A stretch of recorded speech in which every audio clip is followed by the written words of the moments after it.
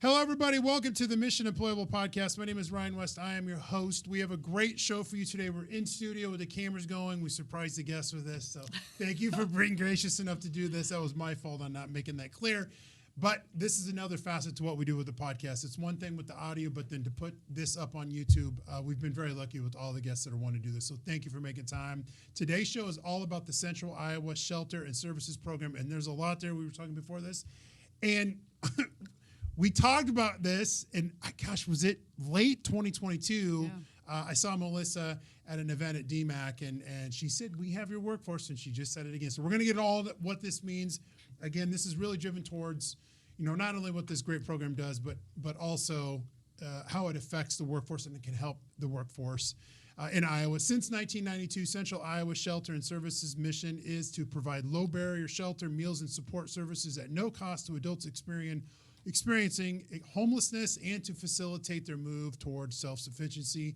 And per usual, I stole that right from the website. I am not clever enough to write that one up. On the microphone with us today, we have two guests to discuss this program and more is Melissa O'Neill. Melissa is the Chief Executive Officer and has vast experience in the individual, family, and services industry. And we also have Delano Maxwell, commonly referred to by ICE, joining us as well with the hat on. And ICE is, as I've been told, well-versed in all of this as well. Thank you both very much for making time. Thank you for coming over. I know you guys are busy. It's at least 1,000 degrees out today as we're filming this, so we really appreciate it. Mm-hmm. Welcome to the Mission Employable podcast. Thanks for having us. And you're right. I think more than anything other than that mouthful that you read off, we do have your workforce and we want to work with you. Absolutely. So let's jump into this. So, let's start with you, Melissa, and then we'll bounce around. So if you guys got anything or Ice, if you want to add in, please do as we go through, or if you've already kind of scribbled out what you want to do. What we try to do at the beginning of every episode is high-level overview of the program. No different here. I think there's some misnomers here. What is Central Iowa Shelter and Services? Yep. How do you service the state? And, what is kind of the vision of what you guys do in the Reader's Digest form? Yeah. So you highlight some great parts, Ryan. We are the largest emergency homeless shelter in the state of Iowa. We have 150 emergency shelter beds and 81 apartments of affordable housing. What we do in the high-level part is we really want to help people regain self-sufficiency. So making sure that their stay within our emergency shelter is brief, that it's one time, and that individuals find themselves stably housed, but also re-engaging in our workforce. The number one thing that somebody tells us as they experience homelessness is, I lost my source of income, I lost my job. Now, you and I both know that there might be layers to that, right? And we'll talk about that a little bit later. But they oftentimes say to ICE and to our staff, if I just had a job, I would take care of it all on my own. Right. And so we really took that to heart with our mission. We said, all right, let's make sure we give individuals who enter our emergency shelter an opportunity to regain employment immediately. And so we actually have 3 job training programs within our emergency shelter. We can dive into those details a little bit later. Yeah. We have 3 that really are also high-demand industry careers within the state of Iowa. We look at our service industry with the restaurants and the food industry.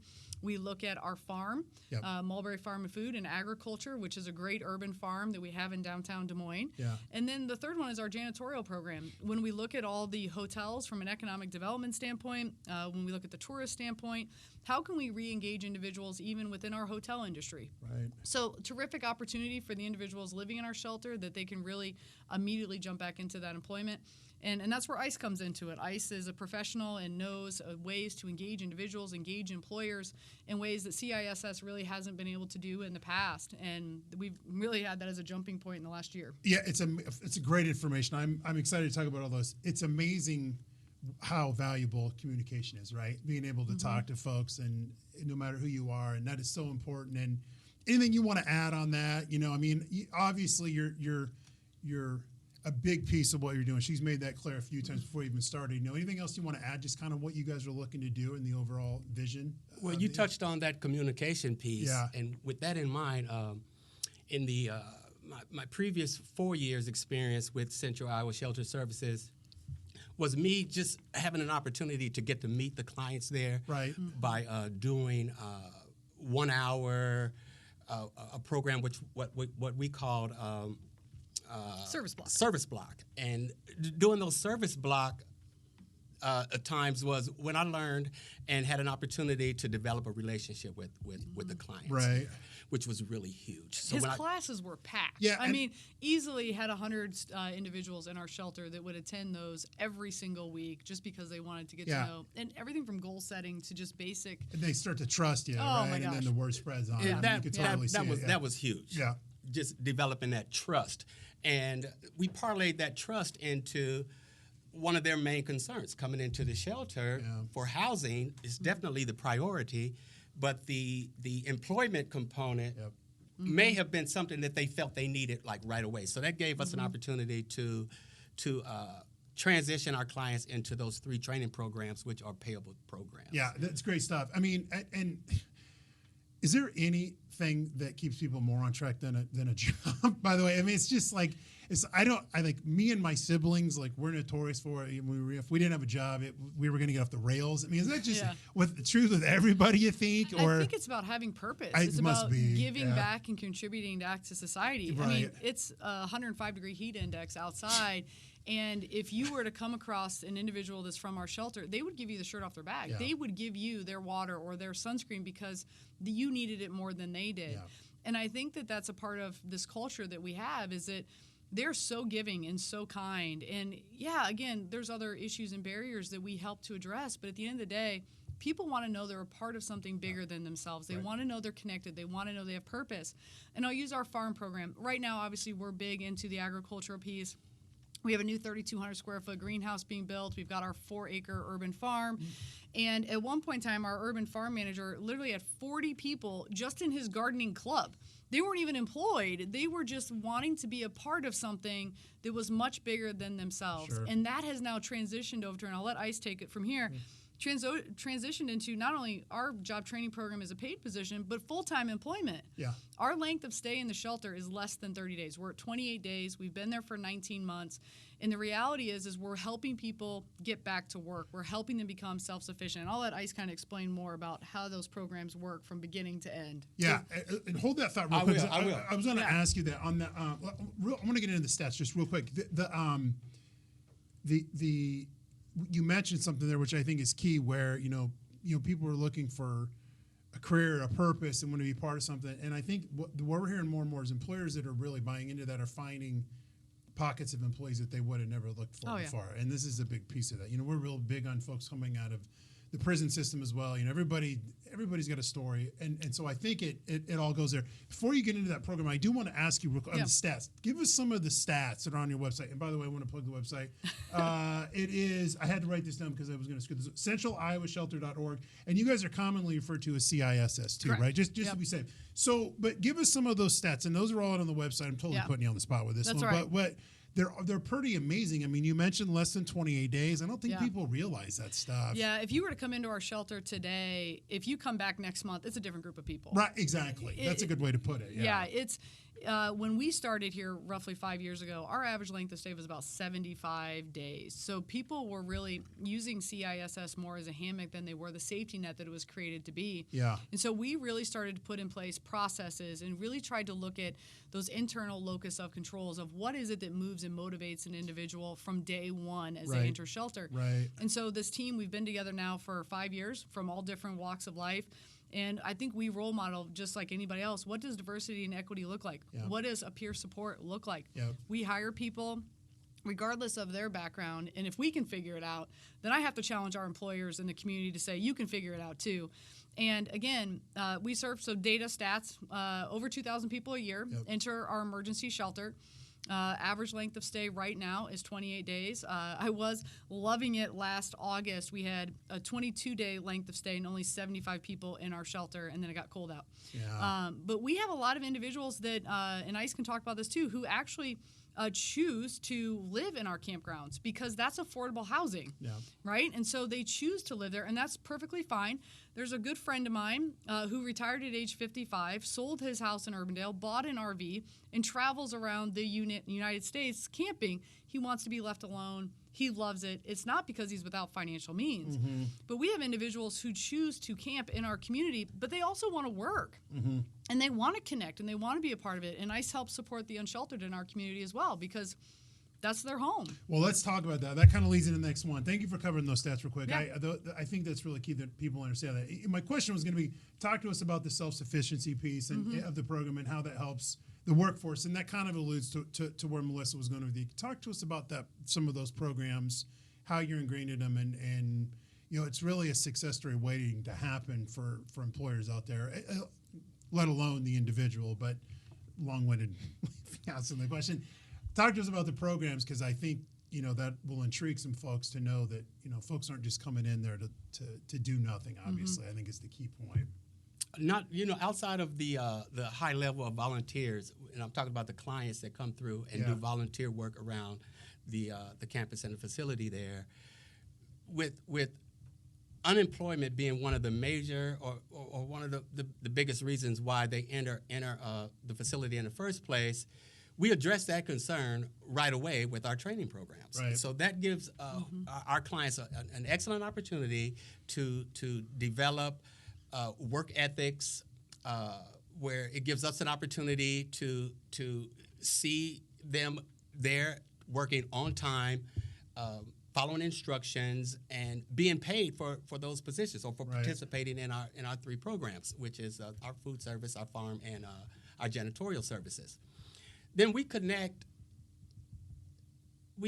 our clients with employers who may be doing like the same type of industry work in the 3 programs that we have. Yep. And when our employers buy into our programs, they hire For sure. our clients. For sure. And that's huge. That's the sufficiency part. Well, a couple things there. So you guys do partner with employers. How do you get connected with the employers, and how does that piece work? It's really just boots on the ground. Yeah, for I was sure. going to say, I don't think there's, I think every meeting magic that I go wand for to, it, yeah, right. yeah. So one of the biggest things that we were able to do early on in this process is all the vendors of CISS, we've simply sat down with them as vendors because we know they're struggling to find a workforce as well. Absolutely. And just simply said, give our clients a chance, give the people that we serve in our apartments and our shelter, and then obviously the word of mouth spreads. There are other nonprofit partners that we have across the metro that are hiring cleaning services. Well, help us grow our program and putting more people back to work through your nonprofit as well. And then from there, how do we, again, engage with all these programs that do janitorial and create pathways? So the chemicals that we use to clean in our emergency shelter are the exact same ones that are used at the Iowa Event Center. They're the same ones that are being used at hotels and other nonprofits. So that the clients are being trained exactly how to use it prior to getting the job someplace else where they're going to have to know how to use it. It's a match for sure. Yeah. And what do you think what are some common barriers for folks coming in? Is it lack of loss of job? Yeah, so can I tackle this one? Yes, please do. Yeah. All right. And so then I'll piggyback. Yeah, Okay, So again, I said the number one reason, and you can Google this, and this would be across the entire United States. If you say, what is the reason why someone became homeless, it'll say loss of income, right? Now, on the surface, that might be true. But what people don't realize until they start asking more impactful and powerful questions is maybe the reason I became homeless is that I showed up to work after the 4th of July weekend where maybe I had a little bit too much to drink last night and I smelled of alcohol. Right? Now all of a sudden my employer is questioning me and they may send me home for the day. They may even terminate my employment because it appears that I showed up intoxicated. What they don't know is the reason why I showed up intoxicated is I served in the Afghanistan war and I had PTSD. And I decided to drink last night. So now I've lost my job.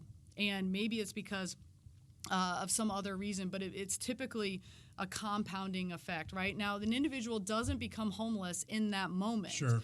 There's a compound, so they may have 30 more days. Maybe they just paid their July 1st rent, but they've lost their job. We at CISS have a very short window to help impact in homeless prevention and diversion. And we serve 2,000 people in our emergency shelter. We serve another 2,000 people who never have to enter the emergency shelter because we're able to connect them to the resources and support to help them with substance abuse or mental health or housing assistance prior to them even entering the shelter.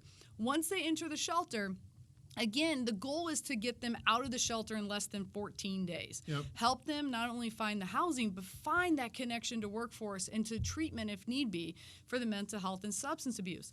The longer a person stays homeless, the more mental health and the more substance abuse starts to compound and the harder it becomes. Absolutely. And so a lot of the success that we've seen within our programs is we've addressed this topic of how do we not only serve the person intrinsically and what motivates them, but how do we start serving those other wraparound pieces? It wasn't just about losing their job because they had too much fun last night, but how do we also support that person who has PTSD or that veteran or the individual who maybe we ran into a situation just last week, no, 2 weeks ago now, 16 people living in a 2-bedroom, 1-bath mobile home. All of them working for one employer who was rotating between different shifts. We come in and help support the housing to spread them out a little bit more, help them give them a true home, and then help support the mental health and substance abuse that goes around with it. But they never had to stay a day in our shelter. Sure, yeah. That I mean, that's a great, first of all, great response, but that is a misnomer. That was going to be my next piece of this to folks who are homeless or going through that right now. I just, and I don't think that for the most part, there's just a stigma to it, and it's wrong, I guess is the best way to say it. That's great. It's really just dumbfounding how you help so many people before they even get to that next level. That's key. The takeaway is employers can find a talented group of folks with the folks that are entering your program. Absolutely. Honestly, there's so many individuals, and it's fun to say that I would hire as my own staff all the time if I had the ability to hire all of them. Sure. And it's fun. I have to help challenge our team all the time to make it okay. We want somebody to come in and steal our employees. We want someone to come in because we have a great mower. We have some partnerships with Future Ready Iowa that happened during COVID that we were able to put a lot of our farm people back to work in these high demand.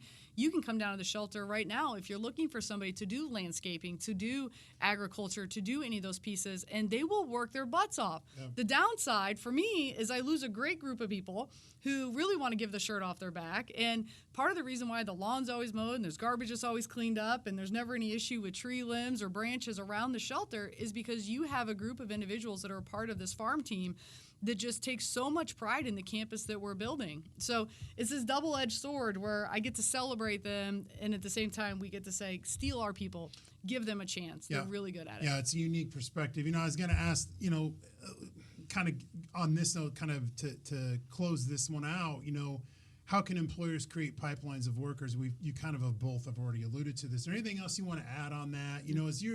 As you're, if you've been doing this thing kind of now at the ground level, not that you haven't either, Melissa, but you seem to have a different perspective on it. Talk to us about why more employers should reach out and look at the individuals that are with you guys to fill some of those gaps. Well, employers are finding very creative ways to find good people. Right. They all are. Right. Mm-hmm. And for our clients, there's I mention this all the time. There's no better time to be employed. Yeah. I mean, when you look at what an employer is getting, our clients are in a perfect position to be employed and be employed with a lot less barriers that were preventing a person from being a direct hire, say, a year ago. Sure. Or a couple of years ago. Yeah. And job seekers market. Absolutely. Yeah. Absolutely. Sure. Yeah, So agreed. that raises their level of confidence when they're looking for work. Just knowing that you are in demand. And employers, they're poaching from one another. And when an employer finds a pocket of labor, for lack of a better expression, and have success with it, they want to sort of keep it to themselves. Mm-hmm. And they find creative ways to address some of the barriers that will allow them to take advantage of some of that good labor that happens to be in our facility. So if in the past there may have been a barrier, a transportation barrier, for example, a company could be located outside of the bus stop or something similar. Well, these employers, because they need people and people who they can count on, are addressing these barriers themselves. They're not putting that burden on us. Yeah. So if transportation is an issue, they find creative ways to gather 5 or 6 employees and then provide that transportation to locations to and from.